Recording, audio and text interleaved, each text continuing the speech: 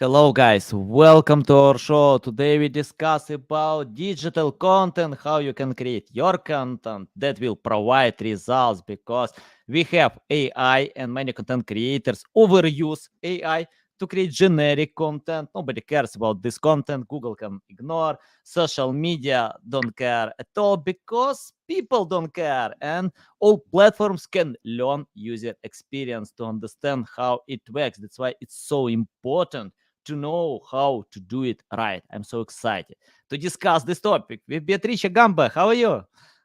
Hi, all good, thank you. Yeah, big pleasure to get you on my show to learn from you. I love learning something new and unique. Before we start, just tell more about yourself, experience, background, about your company that I can see in your background, and anything that can help our listeners to learn more about you. Yeah, in fact, I'm at the office today. Doraid is my colleague in the other office. So, hi. Yeah, so I live in Rome, born and bred, except for my first work experience, which was in Berlin for a big e-commerce company.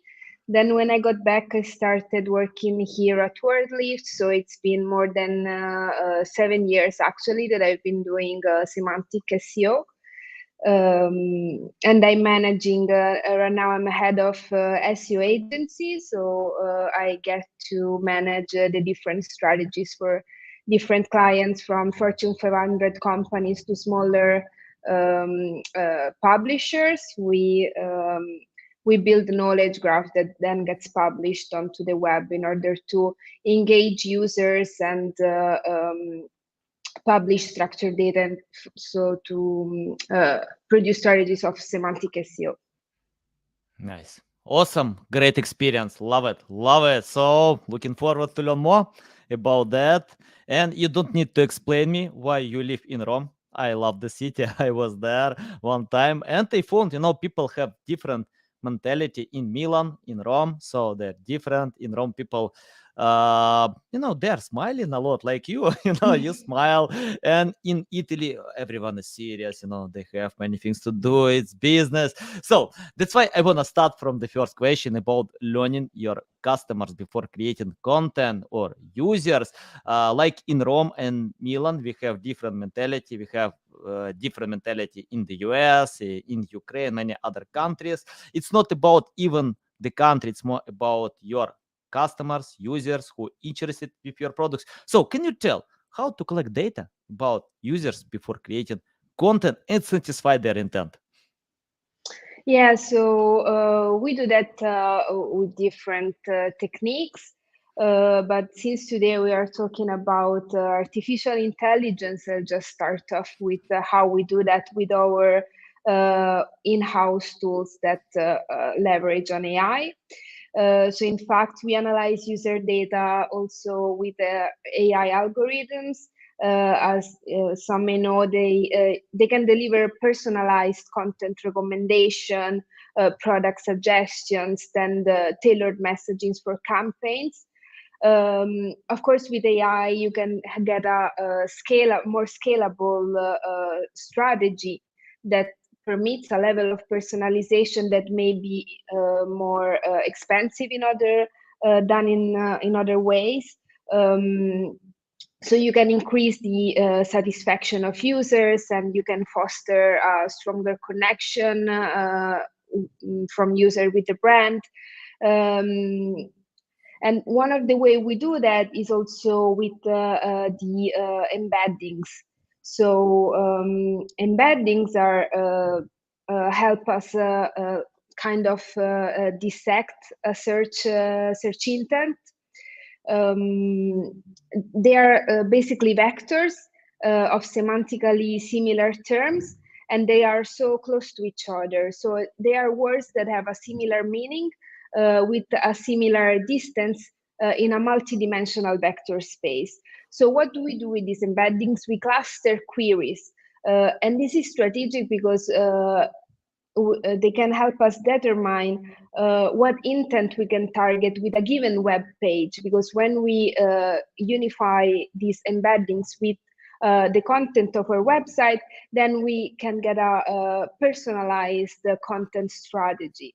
And also we can dive deeper into what intents should be part of a certain content hub or section of our website, how informational and transactional intents can be split between the different kind of pages, articles, product pages, um, category pages, and so on. Nice, nice. Let's talk about one aspect that many content creators complain with AI, because AI is not golden button. You can't click this golden button to get everything what you need, because today AI is not ready to learn our minds, to understand your customers. So we need to create the right prompts. And I remember when Elon Musk shared on Twitter how he asked the question on ChatGPT before he started to criticize this company, to tell and even to send this letter, with 1,000 other entrepreneurs to procrastinate the process. After a few days, he changed his mind completely and bought expensive equipment on Twitter to develop this technology. Anyway, what I found in Elon Musk tweet about ChatGPT, that he asked hard question with a lot of details. He got unique answer. I read, I think that, I read a few times this question to understand what Elon Musk wanna ask from ChatGPT. But I see, when content creators submit generic prompts like how to play guitar, how to lose weight, so you can get generic answer that thousand not thousand, 100 million people can use the same. So can you tell how to create the right prompts to get unique answer? For instance, we have to really narrow down when, well, I am an SEO expert, so I might know more how to build a prompt correctly to interrogate such AI tools. But the important thing is to really give context to what, but not only to ChatGPT or any AI-based search engine, but also to the search engine itself, also on Google. It's important to narrow down, to dissect the search intent, to really explain what we are looking for. And in such way, we can get the correct answer. But as you know, when we are on the other side, for example, when we are content creator, we need to address the same search intents. And also, since both search engines and AI ecosystems grab existing content to propose it to the final users, then every content creator is enriching the user experience in this sense. So when we are creating good content that takes into consideration the real user intent, then we are also contributing to better content quality for that is then taken from these AI-based search engines. Yeah, nice, nice. I wanna ask you about creating the right strategy in SEO. I see when webmasters usually use SEMrush, Ahrefs, any other great tools, Uber Suggest, Google Keyword Planner, Most Majestic, a lot of great tools, SERenkin, SERPstat, and they often see high volume in the first visible screen. If you type keyword, I don't know, like how to learn French, you can see volume, and they feel, wow, I want to get this traffic, I want to promote it. And for example, if I take the keyword SEO, it will be hard. I can't tell it's impossible, but it's hard to compete with Neil Patel, Moss, Ahrefs, many other great resources in the top 10 results. And in the second, it doesn't mean that I can sell by having this keyword. Because it's not related to SEO services, and yeah, it's better to pay attention to something else. So, can you tell how to create the right strategy? Because I see when keyword research tools confuse and mislead content creators, they spend so much time by creating content that hard to rank and hard to sell. Any tips about that? Yeah, so also here the what we would usually do is to narrow down one of the tasks that we actually accomplish internally with natural language processing and some AI infused in-house tools that we have is to interrogate the web on what we call long tail keywords. So when intercepting long tail keywords, these are the keywords that define uh, like a niche, like you have to find your niche. When you are creating a content strategy, it's important to understand who it's important to intercept the kind of users that are looking for you, are looking for that special thing that you are selling, because each one of us, each business has its own, core product and core competencies that make them different from any other agency, any other store. So the important thing is to actually make it public and make the user perceive the differences, and then to intercept what they are when they are looking for something different, they should be looking for you. So the important thing that we do for our clients is to actually focus on their long tail keywords. So those users that maybe not a lot, actually these keywords have the lowest volume, but they may have the highest revenues, because these are the few users that are looking for exactly that specific thing. So this is one very important step that we usually include in our reports for content strategies.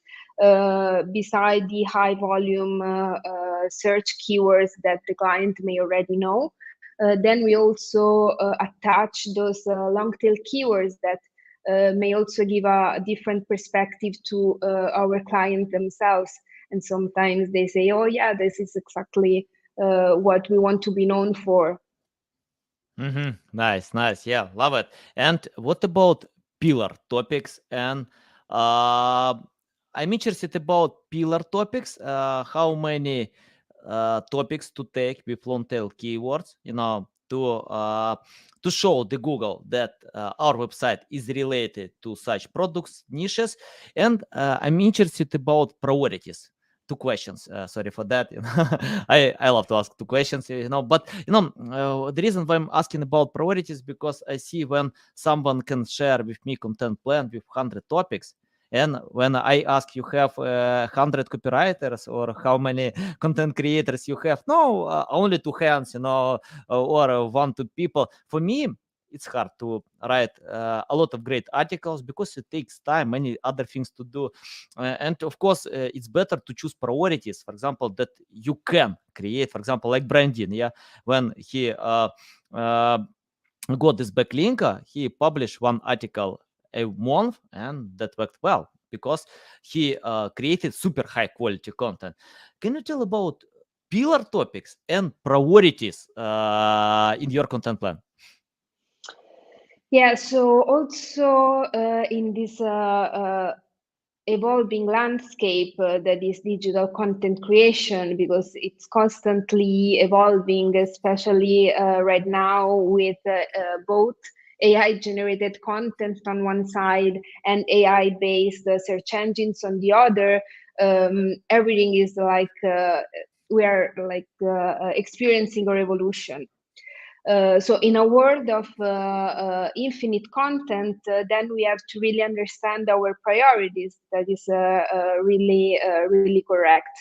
And one of the rules, because also right now Google with its latest core update is becoming more stricter and stricter regarding the quality, the assessment of quality of digital content. So we must not dilute our topical authority. So we have to intercept exactly what our priorities, what we want to talk about, and which topics we master. We must not go outside our topics, what we are experienced in doing.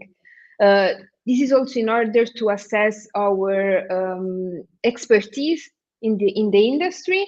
So we must fulfill each user intent of our industry, and we must not strive from what we are experts on. So I would say it really depends on whether we are writing a blog or we are hosting an e-commerce. Then it really depends on the nature of our business. But I would say that having one or two main topics, it would be more than enough, because then there are all the other sub instances that we have to cover. So that would already be a huge amount of content to produce. Nice, nice. You mentioned two times experience and expert. I didn't ask about EEAT, but you mentioned these words, so it's important. And I remember someone told me why we need to consider EEAT. If someone doesn't know, it's like experience, expert, authority, trust, and the main question was it's not direct factor. For me, I don't care about direct, indirect, because, for example, if you want to build muscles, direct factor, you need to go to the gym to work hard, to use different techniques. Indirect, you need to eat healthy food, to have rest. Without that, you can't get results. And 50% of results depends on eating healthy food, not on training on gym. So it's the same with EEAT, because especially today when we have AI, when anyone can generate content, but it's not related with EEAT, experience, expert.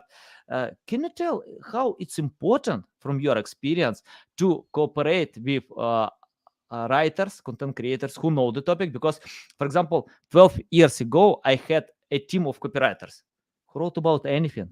I can give them the task: weight loss, finance, anything. They wrote, Google ranked. Today, I changed this approach many times. Um, Google fired all these people. Okay, I fired, but Google pushed me, to do it.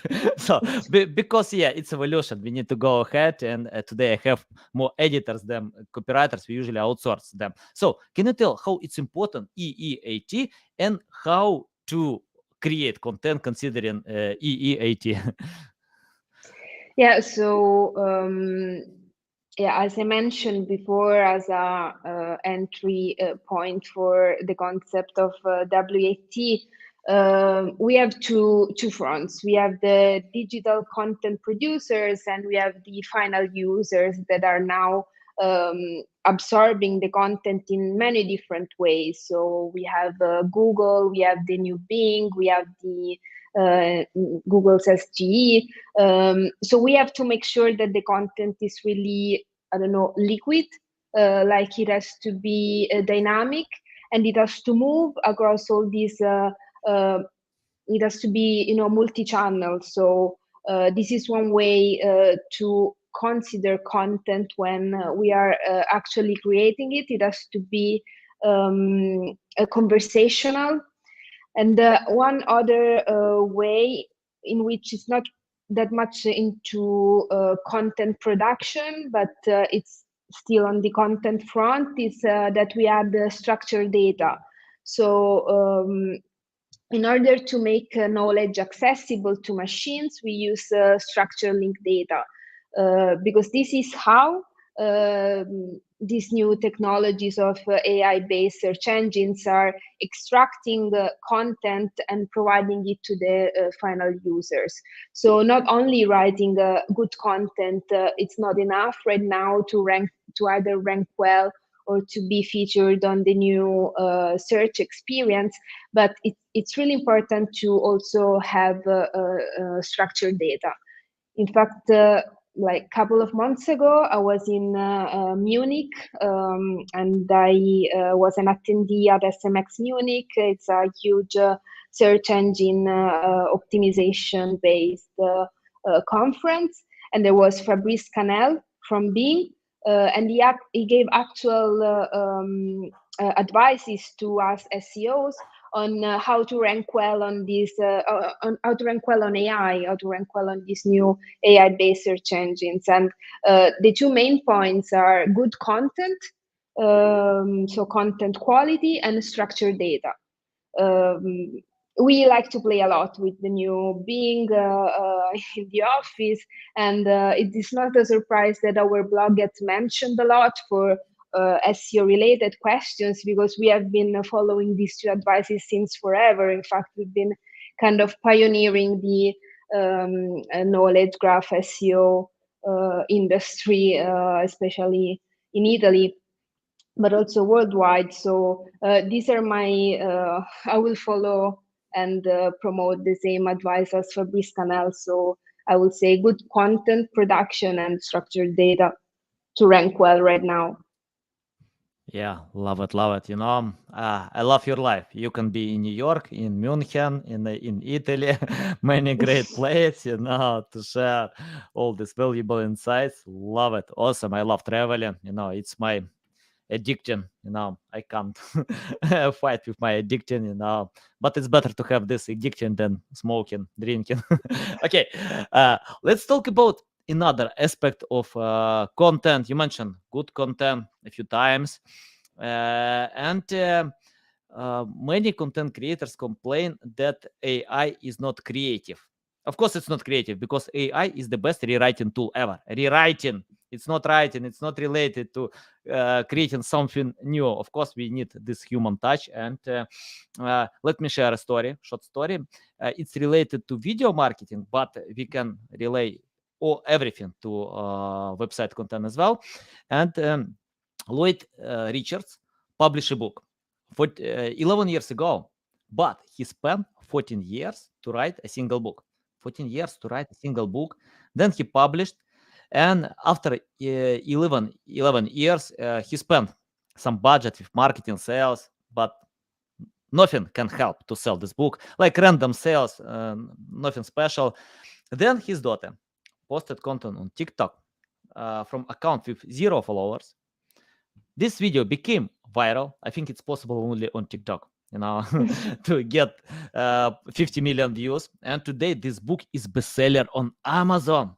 One creative video beats a lot of marketing and sales methods because of creativity. If you use AI, it's hard to be creative because, yeah, it's AI, and we need this human touch.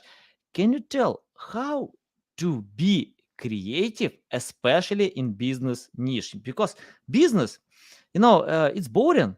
But once I spoke with Jim Edwards, he worked in Business Insider 10 years, and he told me that success of Business Insider depends on creating non-boring content. So he left the company when the company was sold for $500 million. Great success, but Business Insider found the way how to engage users in business niche. So, any tips about how to become creative and create non-boring content? Yeah, so let's start from the assumption that one may not use artificial intelligence, but right now we are talking about this specific use case. So we We can need start best from that. practices. Yeah, exactly. So I would say that one of the first things is to always be in your ideal customer's shoes, and like do a research, um, also on the web of what your competitors are talking about, and like engage users into saying how you are doing that better, and always finding new ways of saying uh, of promoting your uniqueness. We work with a lot of industries. This is one of the joys of being an SEO expert, is that you get involved with a lot of different industries. So they may not all be fun. Uh, some of them are, what may considered boring, or basic, but you can find a way and a means to engagement when looking at the final user. So there must be a leverage or something that strike the users into making them visit your website. And this is how you narrate, how you write a compelling story, and this is totally possible to for any business of any nature. So I would say to always be in your ideal customer shoes. As an SEO, we talk a lot with our clients, just also casual conversation, so that we understand better how we can help them in engaging and intercepting the right audience, because sometimes it may be that an online business is not doing well because it's not intercepting the right people. So that is also something that is very important to do. Like the most sensitive phase is the initial analysis, the competitor analysis, and the keyword analysis that we do in the beginning. I think they are the most important phases of an SEO strategy. Yeah, nice, nice, valuable. Love it, love it. Okay, I wanna talk about word lift. Can you tell what kind of strong side your company has compared to others? Because today we have a million agencies, freelancers, companies that can help with SEO, digital marketing, and I found many companies have their strong sides, priorities, how they can beat their competitors to help more customers. We chatted about customers, knowing your customers, helping them. Okay, tell about your ideal customer and why you can help better than your competitors to your customers. Okay, so we do something that is very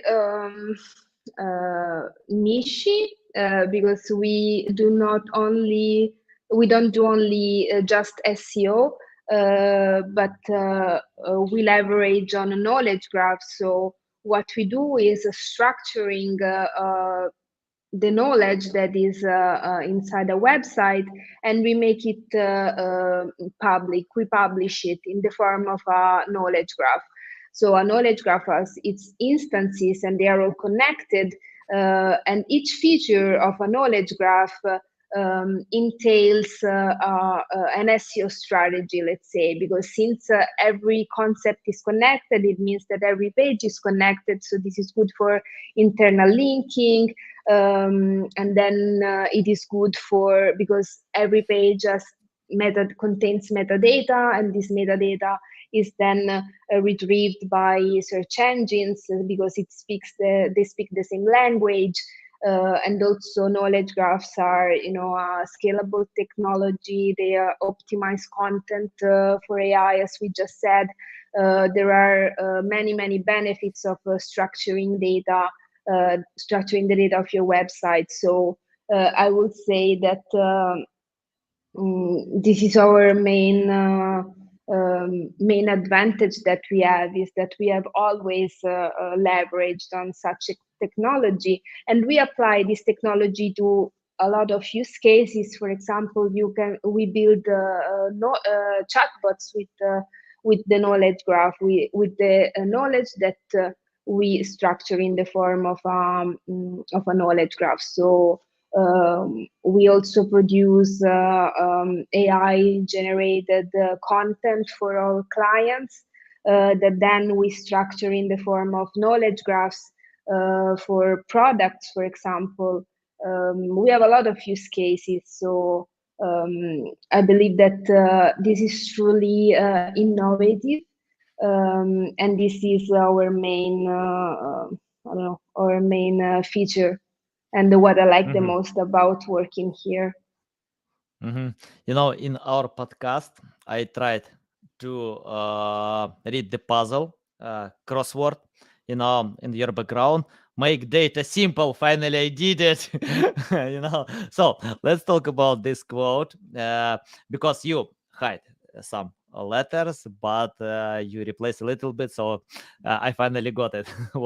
Make data simple. Okay, can you tell about getting the right data before creating content, and what does it mean, making data simple? Let me clarify more about that. I remember when Jeff Bezos got a research team, and this research team asked Jeff to give them more time to learn about new product, to collect data, and he denied. He told, guys, we have enough data to create this product, and this product was Alexa. Almost all homes in the US have this product. I have no, кстати. Yeah, I will buy it. Okay, but it's interesting about this product that Jeff got enough data. I spoke with a few data experts, and many of them told that when you have over data, it confuses what you need to do. It confuses, so you don't know where to start, what to do, and many customers can't understand a lot of data. So it's better to simplify, as you have on your quote, and give data that will help. So can you tell how to do it? For example, if I collect data, I need to implement this data to create great content. So how to choose priorities and choose data that will help my customers, and what I can skip or ignore. So it also sometimes depends on of course, everything it depends on the quality of the data. This is like the nightmare of every data analyst is when you have bad data. It's like the worst thing that you can have. And this is actually true because, as I said in the beginning, it can be misleading. To make sense of data, it's a job itself. So we won't dive into that, but we will just talk about data in the form of mostly search queries and keywords. But in SEO, when you say the word data, people just think about those tables with a long list of keywords and metrics. But then I think that you have to make a step further in this case and transform these keywords into actual user intents. So the main goal for an SEO, I think, is to being able to transform keywords into user intents because they are much more readable, approachable, and they can serve as starting points for any content strategy. So my suggestion would be not to focus too much on keywords, rather on real user intents. Mm-hmm. Yeah, nice. I have the question about something that I often do, and not only me, almost everyone, not almost everyone, uh, everyone. I think, yeah, not everyone, of course, yeah. Only some people, lazy people, don't do it, but the rest made a lot of mistakes. I keep doing them, but I don't know another way how to learn something new, because I usually start from generic strategies, best practices. Then, yeah, after learning from my failing, I can go ahead to develop, update my strategy. Can you list mistakes that people, your clients, or anyone can do in SEO, still do in SEO, and your tips how to find a much better way? So I don't know. We all make mistakes like daily. The best thing is always to learn from them in Mhm. order to I don't know, to make out of them something that stays with you. Because I think that one must embrace mistakes because sometimes they define us. But let's not get too philosophical here. Um, uh, I think that at least for me, one of the trickiest part of SEO is technical SEO. So that is also very an easy path where you can make a lot of mistakes. And in these cases, sometimes um, it's really hard to give good advices. But since we are talking about content, I would say, and this may be redundant, is to always take into consideration to have like a mind map of the topics in which we want to be authorities and to structure them into subtopics and to make sure to cover all the matters. And then another way that to which we can be sure that we are becoming authorities is to intercept any changes in the SERP, like to keep track of the content that we produce. What we find most useful is are the strategies of content update. So for the most relevant queries, you can go on Google or any search engine that you want and see if you are still the authority for that topic. And in case you are not, you must integrate what you're missing there. So the strategies of content update is what we do a lot, and they can ensure and prevent us from making mistakes. So one suggestion that I have is to always have your analytics and Google Search Console under uh, uh, under track, because it can help you save time and prevent a lot of mistakes. Mhm. Yeah, nice, nice. Uh, I think that I have two questions left, very hard questions. I don't know how to reply to them, but I'm kidding. You reply to all hard questions. I just left two simple questions. The first question, what I found that I usually get high results with clients who understand SEO. If they understand, then we can cooperate like a cohesive team. We understand why we need to create high quality content, what high quality means, how to do it, how to provide PR campaigns, link building, technical optimization. So if I see that clients don't understand the basic, I usually tell them, take my course, learn from Lily Ray, Rand Fishkin. No, oh, sorry, no, Rand Fishkin didn't create lessons for my course. He spoke two times in my podcast, but Lily Ray provided a checklist, EEAT, great checklist, by the way. Jeff Coyle, co-founder of Market News, film video about advanced strategy. Mike Phillips created a lot of content about high quality content. We got a lot of lessons about PR, link building. So yeah, it costs like $10-20, but the main goal is to learn, understand the basic. You can find another format, YouTube, Google, it doesn't matter. Take another course just to learn the basic.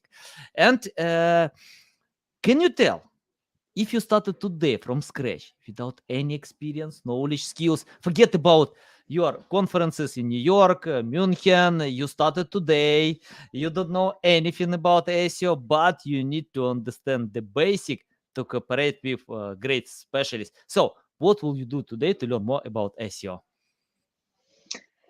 Since there are many resources online, many more than when I started, even though I started like 7, 8 years ago. Right now, I feel like we are totally advanced, at least in how uh, lessons are structured. There is much more content available for all the reasons that we mentioned in the past 40 minutes. Um, I don't know what I would do is probably yeah to what I did actually to start from working in a good agency. This is probably what I would do, what I would still do Mhm. today that I did. Yeah. Okay. And my final question, I wanna ask you to take a crystal ball, your crystal ball, and tell me about the future. What kind of future will be in SEO, considering that we have AI, and AI is only in the beginning of revolution of this revolution. I don't know what kind of future will be, but if you see on your crystal ball, give your forecast about the future and how we can adapt today to this possible future. Okay, so I would say to embrace it, but not blindly. I would say that we need to upskill ourselves in a way and master the leveraging of those AI tools effectively because they are in fact useful for scaling and predicting and creating. But then it is really important to keep the human in the loop. But still to embrace the change. And I think that in this way, like having um, the two fronts working together, uh, this can ensure a long-term success in terms of AI content strategies. So to sum up what we said until now, I would say to embrace a natural language process and incorporate such technologies in SEO and content strategies, as well as relying on structured data markup um, and positioning oneself in for voice search. I think these are the three main points that can lead to a good AI-based content strategy. Mhm. Nice. Love it. Love it. Valuable. I have my crystal ball and it didn't work. I checked after buying lottery ticket, crypto prices, stock assets, and yeah, it didn't work. Sorry, guys. I can't predict the future, but I know one thing: if you adapt faster to new technologies, everything will be fine. It doesn't matter. AI, metaverse, just adapt. If you have experience to create high quality content for SEO, you will create this high quality content for any other environment because marketers on that spend time budget on TV and radio, they didn't lose their jobs. They adapted to digital, so we can adapt to any environment. Uh, it's a big pleasure to get you on my show, to learn from you. I love all your valuable insights. Welcome back anytime to share more value. Tell our audience the best way how to keep learning from you, how to follow you, how to reach out to you. Yeah, so I'm available by email at beatrice@wordlift.io or on LinkedIn. You can look me up with my name and surname. And also on Twitter, that is linked inside LinkedIn. It's a bit difficult to spell it out right now. So you can find all my information on my LinkedIn profile. Okay, guys, I don't try to pronounce anything correctly because I'm Ukrainian, but I know one thing. If you open podcast episode, you can find all these links in the description. So follow Beatrice on Gamba on LinkedIn, learn from her because you can see a lot of value. Okay, guys, love you. See you. Bye.